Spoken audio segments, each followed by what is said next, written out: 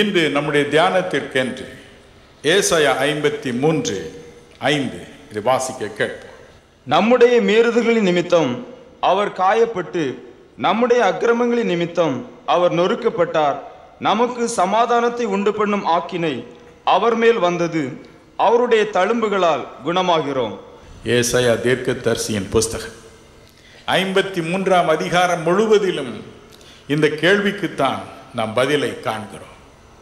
அங்கே தீர்க்கதரிசியாக ஏசாயா இவைகள் சம்பவிப்பதற்கு 1000 ஆண்டுகளுக்கு முன்பதாகவே நேரில் இந்த சிலுவை காட்சியை பார்த்தது போல எல்லாவற்றையும் எழுதி வைத்தார்.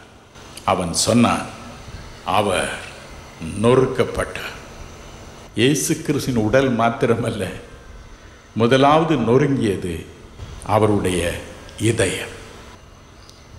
மனோ துக்கத்தினாலே ஆவி இருதயம் முறிந்து போகிறது. நீதிமொழிகள் 17:22 சொல்கிறது, முறிந்த ஆவி எலும்பை உலர பண்ணும். நம்முடைய எலும்பெல்லாம் உலர்ந்து போகிறது மனக்கவலையினால். நீதிமொழிகள் 18:14 சொல்கிறது, முறிந்த ஆவியை யார் தாங்கக்கூடும்? தாங்கவே முடியாது.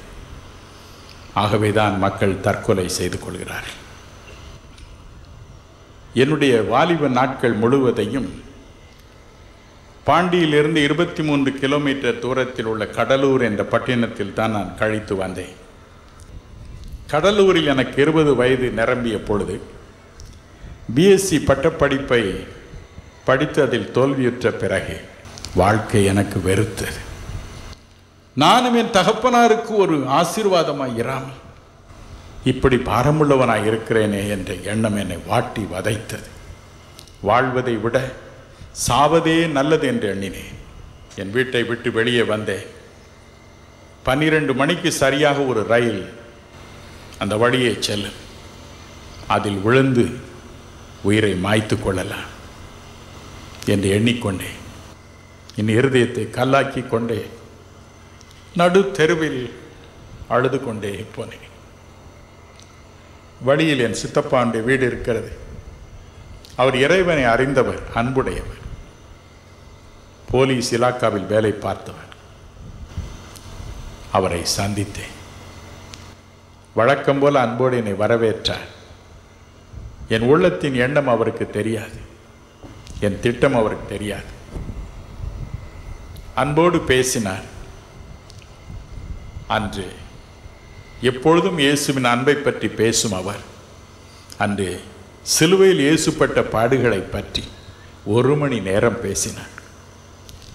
கேட்க கேட்க கேட்க உள்ளமெல்லாம் உருகி போயிட்டு கடைசியில் கேட்டேன், சித்தப்பா, ஏன் அப்படி அவர் பாடுபட்டு மரித்தார்?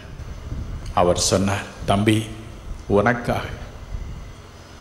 உன் பாடுகளை அவர் ஏற்றார், உனக்காக அவர் நொறுக்கப்பட்டார்.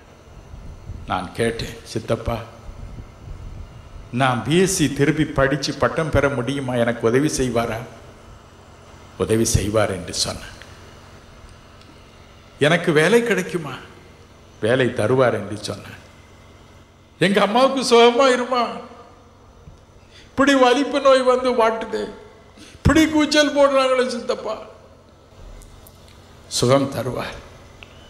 அதற்குத்தானே அப்பா அவர் நொறுக்கப்பட்டார். நம்முடைய நோய்களை அவர் சுமந்தார். செய்வார். சித்தப்பா, நான் என்ன செய்யட்டும்?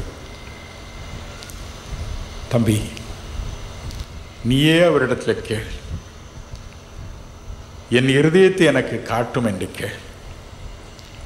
காட்டுவாரப்பா. இதையும் தான் பார்த்து விடலாமே என்று வீடு திரும்பினேன். எங்கள் வீட்டில் ஒரே அறை தான். விருந்தினரை வரவேற்க ஒரு அறை உண்டு, முன்னறை, படுக்கை அறை என்று ஒரே அறை தான். அத்தனை பேரும் அதில் படுத்துக்கொள்வோம். அதற்குள் நுழைந்தேன். அம்மா, நான் ஜெபம் செய்ய போகிறேன், எனக்கு சோறு வேண்டாம் என்றேன். நல்லது என்றார்கள் என் தாய். அங்கிருந்து கட்டிலின் அருகே மண்டியிட்டேன். என் சித்தப்பா சொன்னது போல, ஆண்டவரே, என் இருதயத்தை எனக்கு காண்பியும், எனக்கு உதவி செய்யும் என்று மனம் கசந்து அழுதேன். என்ன சொல்வேன்? திரைப்படம் ஒன்றினை காண்பது போல என்னுடைய 20 வருட வாழ்க்கையை அதில் கண்டேன். நான் செய்த சிறு சிறு குற்றங்கள் ஒவ்வொன்றாய் கண்டேன். அவைகள் என் உள்ளத்தை உடைத்தன. இயற்கைக்கு அப்பாற்பட்ட ஒரு தெய்வீக பிரசன்னம் என் அறையை நிறைத்தது, என் உள்ளத்தை நிறைத்தது. என்னையும் அறியாமல் அழ ஆரம்பித்தேன். என் குறைகளுக்காக அழ ஆரம்பித்தேன். அதுவரைக்கும் நான் நினைத்தேன், நான் மாசற்றவன், பரிசுத்தவான், நீதிமான், எனக்கு ஏன் இப்படி தொல்லைகள் என்று தான். ஆனால் என் குறைகளை நானே கண்ட பொழுதோ, அவைகள் மிக சிறியவைகளாக இருந்த பொழுதிலும் கூட என் உள்ளம் என்னை வாதித்தது. மனம் கசந்து அழுதேன். ஆண்டவரே, இந்த ஒரு விசை என்னை மன்னியும், இந்த ஒரு விசை என்னை மன்னியும், எனக்கு புது வாழ்வு தார், என் மேல் மனதுருக்கமாயிரும், எனக்கு உதவி செய்யும் என்று கெஞ்சினேன். 4 மணி நேரம் அப்படி அழுதேன். 4 மணி நேரம் கடந்து சென்றது. உலகம் தரக்கூடாத ஒரு சமாதானம், உலகம் தரக்கூடாத ஒரு தெய்வீக சமாதானம் என் உள்ளத்தை நிறைத்தது. பிரியமானவர்களே,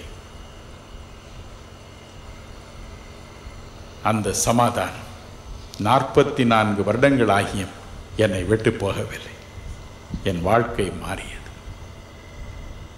காரணம் என்ன? ஏசா 53:5 சொல்கிறது, நமக்கு சமாதானத்தை உண்டு பண்ணும் ஆக்கினை அவர் மேல் வந்தது. மனோ துக்கத்தினால் இருதயம் முறிந்து போகும்.